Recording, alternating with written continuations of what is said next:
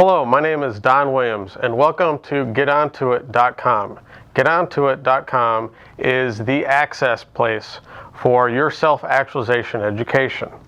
Now, self-actualization, what is it? That's a good question. Let me explain that to you a little bit better. Self-actualization is the realization and fulfillment of an individual reaching their most maximum potential. Therefore, a person can be the best that they can be. And that's what I want to see for you. So some people wonder, is this something like motivational speaking, inspirational speaking? Is it somehow related to coaching? Or some sort of a new age guru-y type thing? And the answer is, well, it's kind of all related, but it's totally different at the same time. I refer to it as the basics, the foundation that you're looking for that you never knew you needed.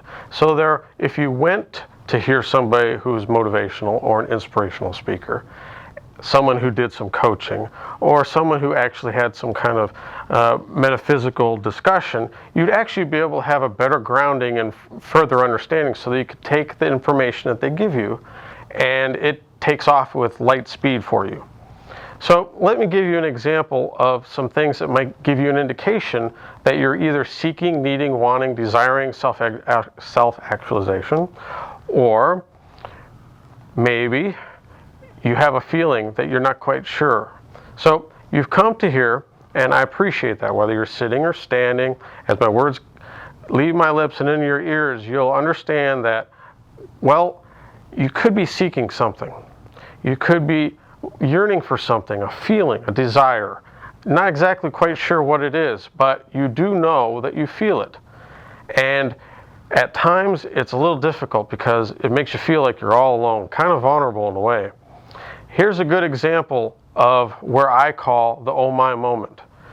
This happens typically between the ages of 17, 18 maybe, and mid-20s, around 23, 24, where a person gets on their own. And what happens when they're on their own, they have this experience where they feel like their back is up against the wall and that they're at the edge of a cliff face.